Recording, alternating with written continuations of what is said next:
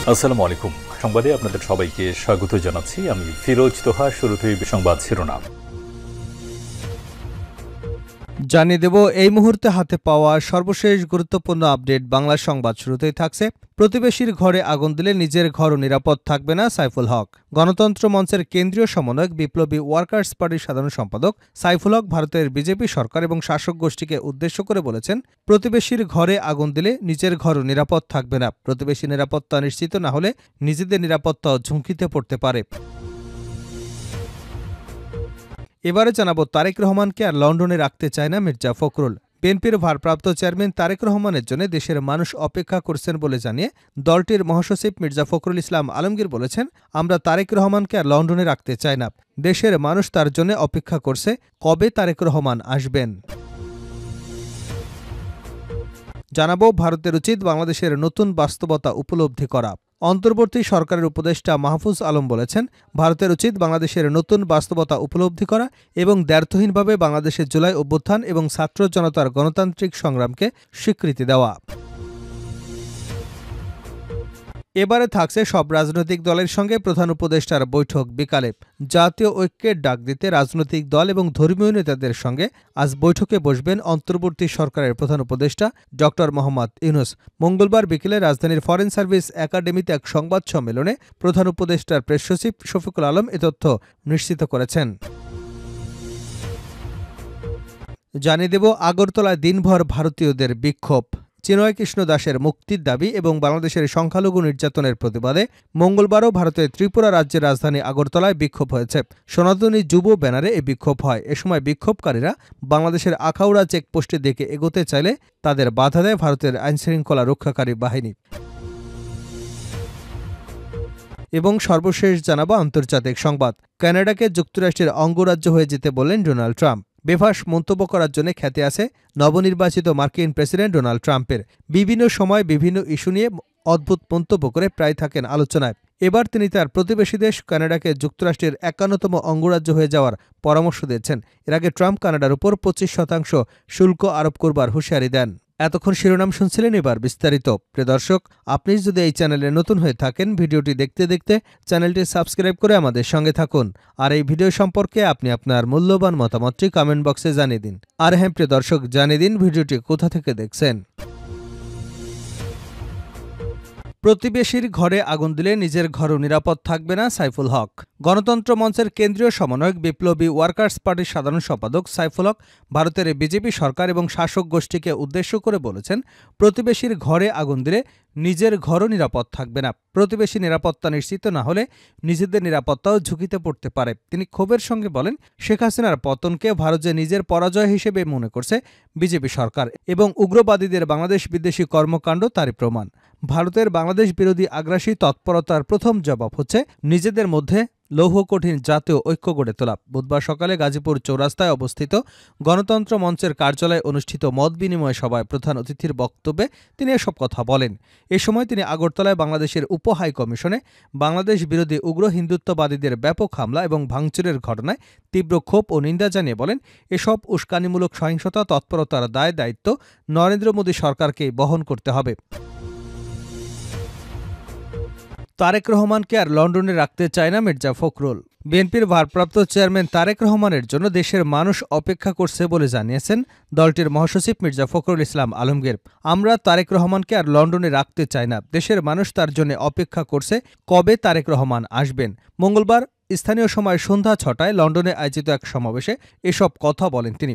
মহান স্বাধীনতা দিবস উপলক্ষে এই সমাবেশের আয়োজন করে যুক্তরাজ্য বিএনপি। উপস্থিত নেতাকর্মীদের উদ্দেশ্যে ফখরুল বলেন, এখানে আপনারা যারা আছেন তাদের অনেকেই আজ ১৫-১৬ বছর ধরে দেশে যেতে পারেননি। যারা গেছেন জেলে যেতে হয়েছে। আমাদের অনেক সাংবাদিক বন্ধু আছেন, তারাও দেশ ছাড়তে বাধ্য হয়েছেন। বিগত সরকারের সমালোচনা করে তিনি বলেন, অন্তর্বর্তী সরকারের শ্বেতপত্র প্রণয়ন কমিটির চূড়ান্ত প্রতিবেদন বলছে, প্রতি বছর গড়ে প্রায় ১৬ বিলিয়ন মার্কিন ডলার অবৈধভাবে পাচার হয়েছে। চিন্তা করা যায়, একটা দেশের সরকার তার দেশের সম্পদ এভাবে লুটপাট করে নিয়ে যেতে পারে। এই লন্ডনেও সরকারের মাত্র একজন ব্যক্তির ৩৬৫টি বাড়ি রয়েছে। তিনি আরও বলেন, সব প্রতিষ্ঠান তারা ধ্বংস করে দিয়েছে। নির্বাচন ব্যবস্থা ধ্বংস করে দিয়েছে। তিনটি নির্বাচন জোর করে দখল করে নিয়েছে। ভারত প্রসঙ্গে বিএনপির মহাসচিব বলেন, ভারত অহেতুক মিথ্যা বলে বাংলাদেশের মানুষকে বিভ্রান্ত করবার চেষ্টা করছে। আমাদের আগরতলা কনসুলেটে হামলা হয়েছে, কলকাতায় হামলা হয়েছে। তিনি বলেন, আমাদের অত্যন্ত সতর্কতার সঙ্গে আগামীর সময় পার করতে হবে। প্রত্যাশা থাকবে ভারত অতীতে বাংলাদেশের জনগণের সঙ্গে যে ভুল করেছে সেটাকে তারা কাটিয়ে ওঠার চেষ্টা করবে, পাশাপাশি বর্তমানে যে কার্যকলাপ করছে তা বন্ধ করবে। ভারতের উচিত বাংলাদেশের নতুন বাস্তবতা উপলব্ধি করা, মাহফুজ আলম। অন্তর্বর্তী সরকারের উপদেষ্টা মাহফুজ আলম বলেছেন, ভারতের উচিত বাংলাদেশের নতুন বাস্তবতা উপলব্ধি করা এবং দ্ব্যর্থহীনভাবে বাংলাদেশের জুলাই অভ্যুত্থান ও ছাত্র জনতার গণতান্ত্রিক সংগ্রামকে স্বীকৃতি দেওয়া। বুধবার সকাল ৬টার দিকে নিজের ভেরিফাইড ফেসবুক পেজে এক পোস্টে কথা বলেন তিনি। ভারত ও বাংলাদেশের সাথে সম্পর্কের বিষয়ে শিরোনামে ইংরেজিতে লেখা এ পোস্টে তিনি বলেন, ভারতের উচিত পোস্ট 75 প্লেবুক পাল্টে বাংলাদেশের নতুন বাস্তবতা উপলব্ধি করা। এটা ৭৫ পরবর্তী পরিস্থিতি নয়। তিনি আরও বলেন, ভারতের উচিত দ্ব্যর্থহীনভাবে বাংলাদেশে জুলাই অভ্যুত্থান এবং ছাত্র জনতার গণতান্ত্রিক সংগ্রামকে স্বীকৃতি দেওয়া।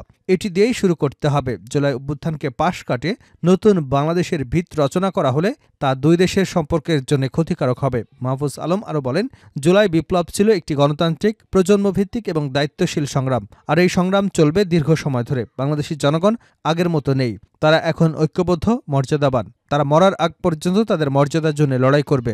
তিনি বলেন, বাংলার এই অংশ ভারতপ্রেমী এবং ভারতীয় মিত্ররা ভাবছে যে পরিস্থিতি শান্ত হয়ে যাবে এবং জুলাই বিপ্লব ও ফ্যাসিবাদের নৃশংসতাকে এড়িয়ে গেলে তাদের কিছুই হবে না। এটা একটা ভুল ধারণা, মানুষ এসব দেখছে। ভারতীয় সংস্থা জুলাই বিপ্লবকে কিছু জঙ্গি, হিন্দু বিরোধী এবং ইসলামপন্থীদের ক্ষমতা দখল হিসেবে চিত্রিত করবার চেষ্টা করছে বলেও উল্লেখ করেন তিনি, কিন্তু তাদের অপপ্রচার এবং উস্কানি ব্যর্থ হয়েছে। উপদেষ্টা মাহফুজ আলম বলেন, দিল্লি না ঢাকা, ঢাকা ঢাকা, স্বদেশ না শাহাদাত, এই স্লোগানগুলো বাংলাদেশকে একক অঙ্গে ঐক্যবদ্ধ করে এদেশের প্রতিটি কোণে প্রতিধ্বনিত করেছে। তিনি সতর্ক বাণী উচ্চারণ করে বলেন, আর ভারত যেন সেই ঐক্যবদ্ধ, মর্যাদাবান ও গণতান্ত্রিক বাংলাদেশকে তার শত্রু না করে। দীর্ঘ প্রায় 2 দশক পর বাংলাদেশের জনগণ বিনা বাধায় গণতান্ত্রিক অধিকার ভোগ করছে উল্লেখ করে তিনি বলেন, সত্য এসেছে, মিথ্যা ধ্বংস হবে চিরকাল। উপদেষ্টা দৃঢ় প্রত্যয় ব্যক্ত করে বলেন, ৭১-এর পর রাষ্ট্র হিসেবে আমরা ব্যর্থ হয়েছিলাম, কিন্তু এবার নয়, আল্লাহ ভরসা বলে পোস্টের ইতি টানেন তিনি। সব রাজনৈতিক দলের সঙ্গে প্রধান উপদেষ্টার বৈঠক বিকালে। জাতীয় ঐক্যের ডাক দিতে রাজনৈতিক দল এবং ধর্মীয় নেতাদের সঙ্গে আজ বৈঠকে বসবেন অন্তর্বর্তী সরকারের প্রধান উপদেষ্টা ড. মোহাম্মদ ইউনূস। মঙ্গলবার বিকালে রাজধানীর ফরেন সার্ভিস একাডেমিতে এক সংবাদ সম্মেলনে প্রধান উপদেষ্টার প্রেস সচিব শফিকুল আলম এ তথ্য নিশ্চিত করেছেন। শফিকুল আলম বলেন, প্রধান উপদেষ্টার সঙ্গে রাজনৈতিক দলের বৈঠক অনুষ্ঠিত হবে বুধবার বিকাল ৪টায়। পরদিন তিনি বসবেন ধর্মীয় নেতাদের সঙ্গে। এর লক্ষ্য ঐক্যের ডাক দেওয়া। অবশ্য এর আগে মঙ্গলবার ছাত্র জনতার সঙ্গেও বৈঠক করেছেন প্রধান উপদেষ্টা। গত সোমবার আগরতলায় বাংলাদেশের সহকারী হাই কমিশনে হামলা চালায় দেশটির একদল উগ্রবাদী জনতা। এ সময় তারা বাংলাদেশের জাতীয় পতাকায় আগুন দেয় বলে স্থানীয় সংবাদ মাধ্যমগুলো জানিয়েছে। ভারত বাংলাদেশ কূটনৈতিক সম্পর্ক এমন ঘটনা আগে কখনো দেখা যায়নি। এ ঘটনায় সোমবারই ক্ষুব্ধ প্রতিক্রিয়া জানিয়েছে বাংলাদেশের পররাষ্ট্র মন্ত্রণালয়। মন্ত্রণালয়ের এক বিবৃতিতে অভিযোগ করা হয়, পরিস্থিতি নিয়ন্ত্রণে আইনশৃঙ্খলা বাহিনী যথেষ্ট তৎপর ছিল। এদিকে হামলার ঘটনায় দুঃখ প্রকাশ করেছে ভারতের পররাষ্ট্র মন্ত্রণালয়। এক বিবৃতিতে ভারতের পররাষ্ট্র মন্ত্রণালয় জানিয়েছে, দেশটিতে থাকা বাংলাদেশের হাইকমিশন, ডেপুটি হাইকমিশন এবং সহকারী হাইকমিশনের নিরাপত্তা ব্যবস্থা জোরদার করা হয়েছে। শেষ করছে আন্তর্জাতিক সংবাদ দিয়ে। কানাডাকে যুক্তরাষ্ট্রের অঙ্গরাজ্য হয়ে যেতে বললেন ট্রাম্প। বেফাঁস মন্তব্য করার জন্য খ্যাতি আছে নবনির্বাচিত মার্কিন প্রেসিডেন্ট ডোনাল্ড ট্রাম্পের। বিভিন্ন সময় বিভিন্ন ইস্যুতে অদ্ভুত মন্তব্য করে প্রায় থাকেন আলোচনায়। এবার তিনি তার প্রতিবেশী দেশ কানাডাকে যুক্তরাষ্ট্রের ৫১তম অঙ্গরাজ্য হয়ে যাবার পরামর্শ দিয়েছেন। এর আগে ট্রাম্প কানাডার উপর ২৫% শুল্ক আরোপ করবার হুঁশিয়ারি দেন। মার্কিন সংবাদ মাধ্যম ফক্স নিউজ বলছে, শুল্ক ইস্যুতে কথা বলতে শুক্রবার অঘোষিত সফরে যুক্তরাষ্ট্রে যান কানাডার প্রধানমন্ত্রী জাস্টিন ট্রুডো। ওই সময় মারে লাগোতে ট্রাম্পের সঙ্গে সাক্ষাৎ হয় তার। শুল্ক এত বেশি হলে কানাডার অর্থনীতিতে প্রভাব পড়তে পারে বলে আশঙ্কা প্রকাশ করেন তিনি।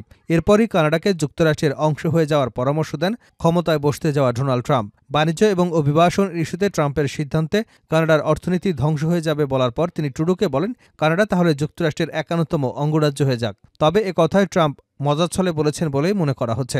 ট্রাম্প ট্রুডোকে বলেছেন, যদি সীমান্ত পেরিয়ে যুক্তরাষ্ট্রে অবৈধ অভিবাসন কমাতে এবং বাণিজ্য ঘাটতি কমাতে অটোয়া ব্যর্থ হয়, তাহলে আসন্ন ২০ জানুয়ারি অভিষেকের দিন তিনি কানাডা এবং মেক্সিকোর উপর ২৫% শুল্ক আরোপ করবেন।